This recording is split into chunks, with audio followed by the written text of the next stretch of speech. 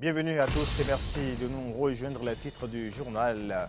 Installation ce matin des 16 membres de la Commission nationale de l'Organisation pour l'harmonisation en Afrique du droit des affaires OHADA. C'est le garde des Sceaux, ministre de la Justice, Joseph Diobémou, qui a présidé la cérémonie. Séance plénière hier à l'Assemblée nationale. Les députés ont examiné ce lundi deux propositions de loi portant la loi, j'allais dire, modifiant et complétant la loi portant organisation judiciaire en République du Bénin. Et puis hors du Bénin, le Premier ministre israélien Benjamin Netanyahou est en visite de 4 jours en Afrique de l'Est, la première dans cette partie du continent pour un chef de gouvernement israélien depuis un demi-siècle. Il est arrivé ce lundi en Ouganda. Voilà pour le sommet.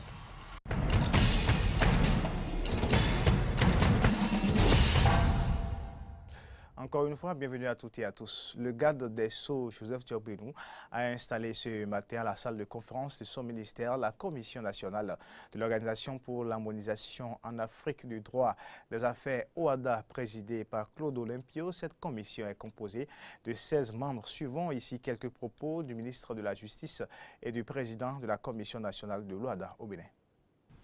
En termes de droit commercial, en termes de société commerciale, en termes de procédure d'exécution, en termes de système de comptabilité, en termes de droit de travail, de droit des entreprises d'une manière générale, le pain pour l'avoir, le vin pour l'avoir, le toit pour l'avoir, le bien d'une manière générale, que nos citoyens, auxquels nos citoyens aspirent, sont réglés en grande partie par le droit OHADA. Il était important que le Bénin se remette. Les travaux des commissions nationales OHADA impactent de manière sérieuse l'activité économique, l'activité sociale, impactent de manière sérieuse le fonctionnement des juridictions, impactent de manière sérieuse la vie. C'est pour cela, mesdames et messieurs, qu'il est tout aussi important pour le gouvernement et pour le ministère de voir réactiver la Commission nationale OHADA. Mesdames et messieurs, vous n'aurez pas de répit. Le Bénin attend beaucoup de vous. Le gouvernement attend beaucoup de vous. Et l'OHADA attend beaucoup de vous. Nous avons des avis à donner sur des projets d'actes uniformes. Nous avons des activités à mener pour rendre dynamique notre participation à l'OHADA. Et je veux espérer que chacun y contribuera de la manière la plus élevée possible. C'est sur ces mots que je déclare installer la composition actuelle de la Commission nationale OHADA du Bénin.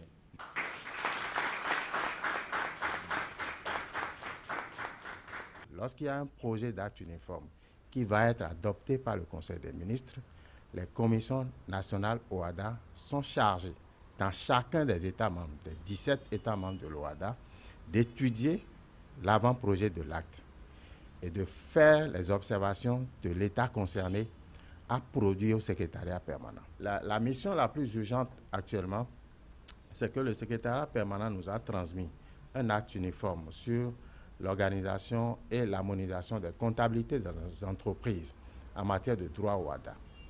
Et donc, nous avons 90 jours pour produire les observations du Bénin. Le délai a déjà commencé à courir depuis le 8 juin. Et donc, si nous ne faisons pas vite, c'est comme si nous serions forclos. Et donc, la tâche la plus urgente de la Commission aujourd'hui, c'est de produire les observations du Bénin sur l'acte uniforme qui a été soumis. La deuxième étape sera la relecture du cadre réglementaire. Le ministre d'État chargé du plan et du développement a donné un point de presse hier lundi dans la salle de conférence de son ministère. Au menu de cette rencontre avec la presse, l'emprunt obligataire général lancé par le gouvernement béninois le 28 juin 2016 pour des besoins exprimés à 150 milliards. Le ministre a présenté les résultats de cette opération. Écoutons quelques extraits des déclarations du ministre Abdoulaye Biotchane. Le sort de nos PME au regard de la situation de la dette intérieure notamment, était en jeu. Les investissements publics que nous avions dans notre programme pour cette année notamment était également en jeu. Et donc nous avons décidé, en toute responsabilité, de recourir à cet emprunt immédiatement, donc dès le mois de juin, pour 150 milliards. Un emprunt obligataire, c'est un emprunt lancé par une entreprise, une banque ou, dans le cas d'espèce, un gouvernement, et matérialisé sous la forme d'obligations, c'est-à-dire des titres, qui sont achetés par des investisseurs privés, notamment des épargnants. Parfois, ce sont des banques, parfois, ce sont des sociétés d'assurance et parfois, ce sont des individus. Pour des besoins que nous avons estimés à 150 milliards, nous avons réussi à mobiliser 202 milliards, c'est-à-dire un tiers de plus que ce que nous avons demandé au marché.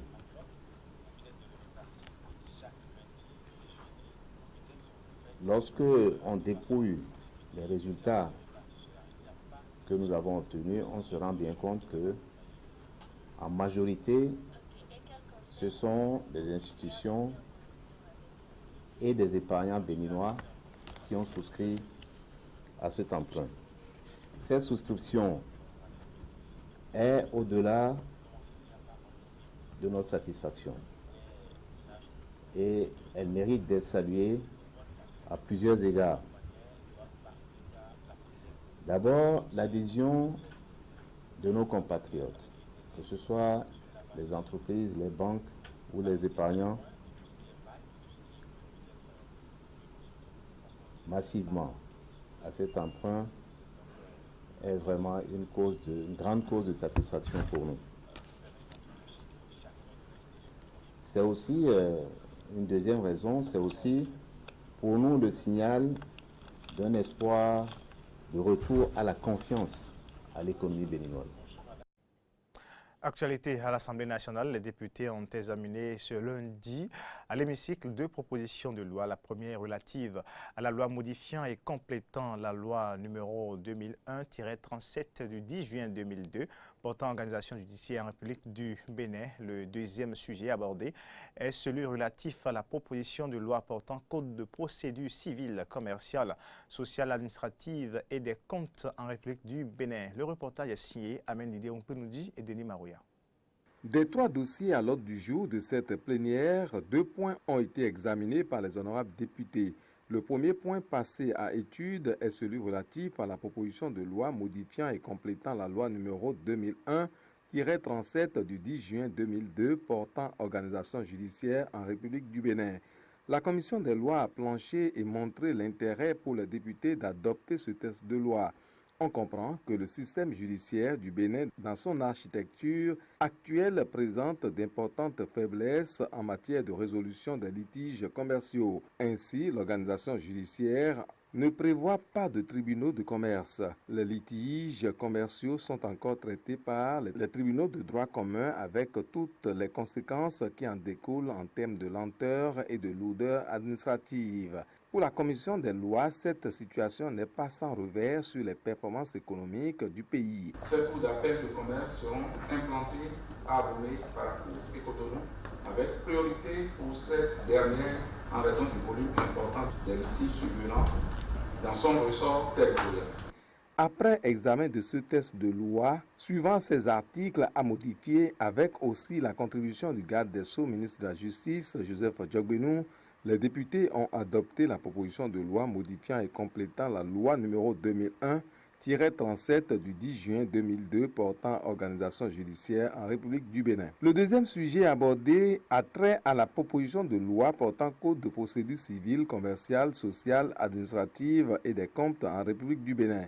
En effet, la loi 2008-07 du 28 février 2011 est adaptée à la loi 2008-37 du 27 août 2002 portant organisation judiciaire en République du Bénin, à travers laquelle la législation ne crée pas de juridiction commerciale, d'où la nécessité de sa modification pour y intégrer des implications processuelles qui entraînent le choix de la création des tribunaux de commerce et des cours d'appel de commerce.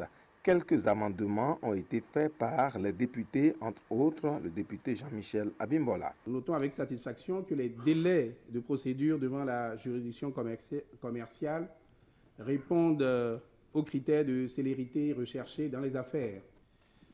En réalité, les inquiétudes d'ordre général sont relatives aux dispositions prises au niveau du gouvernement pour que, à l'adoption de cette loi, l'administration judiciaire compétente en matière commerciale soit mise en place le plus tôt possible et qu'elle puisse commencer à connaître des dossiers relevant de sa compétence.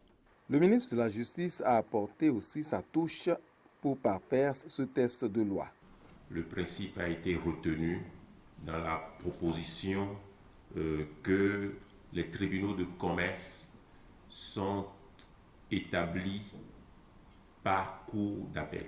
Il revient à la représentation nationale de se prononcer sur le siège de ces tribunaux de commerce. Le texte soumis à examen, c'est Cotonou qui abrite le siège du tribunal de commerce en ce qui concerne la juridiction de la cour d'appel de Cotonou. Il est possible de mettre l'une des deux cours d'appel à Porto-Novo. Cette proposition de loi soumise au vote a été adoptée à l'unanimité des députés présents et représentés. Parlons maintenant santé, plus précisément d'une maladie dont on parle très peu. Il s'agit de l'hyperhidrose, une affection qui se manifeste à travers la transpiration excessive à certains endroits du corps humain. Horacia Diodi nous en parle davantage dans ce reportage.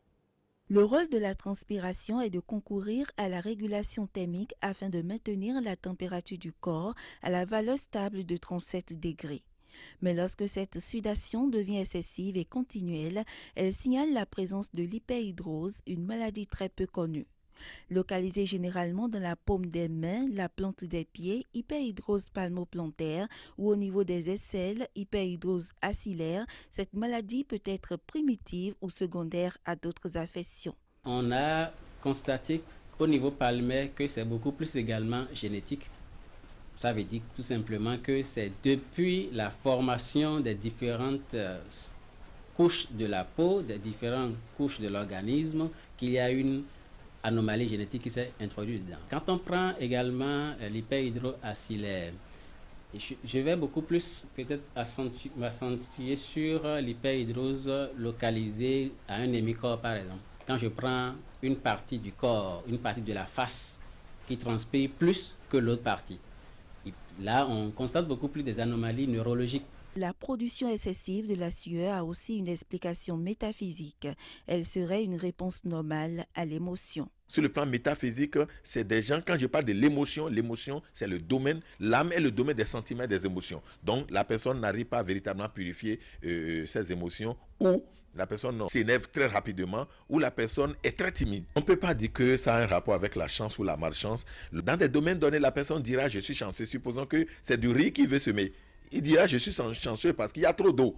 Mais lorsqu'il veut semer peut-être du maïs, il dira « je suis malchanceux ». Donc on va retrouver tout dans sa vie, entre chance et malchance, les deux sont là. Lorsque l'hypersudation est passagère, elle ne doit inquiéter. Cependant, quand elle se prolonge dans le temps, jusqu'à 6 mois par exemple, elle devient chronique et nécessite de consulter un médecin. Quand on parle de 6 mois, c'est d'abord le délai maximal. Sinon, déjà, quand on n'a pas l'habitude d'avoir une hypersudation et subitement, on voit surtout que la nuit, on transpire trop et qu'on a d'autres symptômes, comme je disais, si ce n'est que l'hypersudation, c'est pas on peut aller beaucoup plus en avant dans la durée, mais quand c'est ponctuel et subitement, en moins d'un mois déjà, on voit que tous les soirs, je transpire ou pendant une partie de la journée, je transpire plus, oui. Le traitement de l'hyperhidrose dépend de l'ampleur du problème, mais dans les cas plus graves, les dermatologues soumettent le patient à un traitement d'ionophorèse. Quand je prends l'hyperhidrose palmoplantaire, donc au niveau des paumes et des mains, là, c'est beaucoup plus ce qu'on parle d'ionophorèse ou phérèse, tout simplement. C'est un dispositif médical qui utilise le courant électrique avec un bac à eau où l'intensité du courant est libérée de façon progressive. Le dispositif est là, donc on soumet le patient à ça, il met les pieds et les mains dedans, et il y a un certain nombre de séances qu'il faut faire à répéter et en entretien, et là ça soulage surtout les patients. Du point de vue social, la sudation excessive est un problème esthétique et gênant. L'hyperhidrose plantaire favorise ainsi la prolifération bactérienne et accélère la détérioration des chaussures. Au niveau des mains, la personne redoute même de saluer ou de toucher des papiers. Hors du Bénin, mais toujours sur le continent, le Premier ministre israélien Benjamin Netanyahou a entamé lundi en Ouganda une tournée de 4 jours qui le conduira dans plusieurs pays subsahariens. Une visite dans le but de consolider les relations israélo-africaines et de marquer le 40e anniversaire de la mort de son frère dans une opération commando à l'aéroport d'Entebbe en Ouganda. Le Premier ministre israélien Benjamin Netanyahou a débuté une tournée historique en Afrique subsaharienne dont la première étape est l'Ouganda. À son arrivée, 19 coups de canon ont été tirés pour saluer sa venue après que le président Yoweri Museveni et son épouse l'eurent accueilli sur le tarmac de l'aéroport d'Entebbe, situé sur les rives du lac Victoria, à une quarantaine de kilomètres au sud de la capitale Kampala. Des raisons de consolidation des relations israélo-africaines justifient la présence de Netanyahou en Afrique subsaharienne. Africa is a continent on the rise. Israel looks forward to strengthening ties with all its countries. L'Afrique est un continent qui monte. Israël a hâte de renforcer les liens avec tous ces pays. Beaucoup de leaders africains sont venus en visite en Israël et je suis fier d'être le premier ministre israélien qui soit venu en Afrique subsaharienne pour la première fois. Après de nombreuses décennies, je peux dire qu'Israël revient en Afrique et que l'Afrique revient en Israël.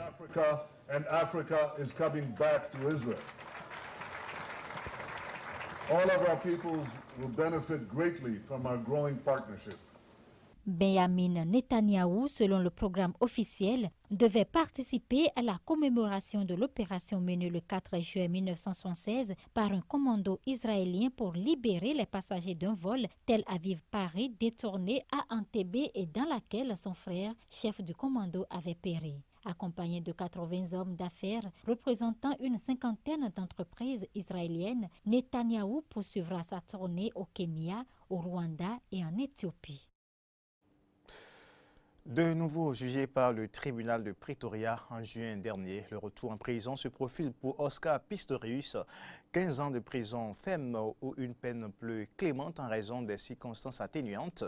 Le champion paralympique sud-africain Pistorius pourrait retourner mercredi prochain en prison, 3 ans avant le meurtre de sa petite amie qu'il a abattue de 4 balles. Debout sur ses moignons nus devant la cour, c'est l'image qui va rester de la chute d'Oscar Pistorius, de star mondial de l'athlétisme au criminel humilié. L'ancien athlète a tué sa petite amie en 2013 en tirant à travers la porte des toilettes. Lors du procès, il avait expliqué l'avoir prise pour un cambrioleur. La juge l'avait condamné à 5 ans de prison pour homicide involontaire, mais la cour d'appel a requalifié son crime en meurtre. Pistorius va donc écoper d'une nouvelle peine et son avocat Barry Roux a tenté de démontrer sa vulnérabilité pour plaider la clémence. L'accusé a perdu tous ses biens, sa carrière est terminée. L'accusé ne pourra jamais reprendre sa carrière. L'accusé s'est lui-même puni et va se punir pour le reste de sa vie, bien plus qu'un tribunal pourrait le faire. Le procureur a insisté pour que l'accusé soit condamné à 15 ans de prison, la peine planchée prévue par la loi sud-africaine pour un meurtre. Madame la juge, ce que le tribunal peut faire dans sa décision, c'est faire en sorte que les gens ne se comportent pas comme cet accusé s'est comporté. S'armant, décidant de tirer sur un intrus se trouvant dans la salle de bain, marcher jusqu'à la salle de bain alors qu'il n'y avait aucun danger pour lui, tirant 4 coups dans une petite cabine. La décision de ce tribunal devrait dissuader les gens d'agir ainsi, Madame la juge. Le procureur a également soutenu que l'athlète déchu n'a pas exprimé de remords sincères et il a appelé le père de la victime à témoigner. Ça a été très difficile pour moi, votre honneur. Très difficile de pardonner. Mais ça ne change rien au fait qu'Oscar doit payer pour ce qu'il a fait.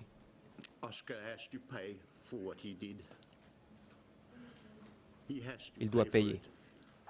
Pistorius a déjà purgé 1 an de prison ferme avant d'être assigné à résidence en octobre dans la maison de son oncle.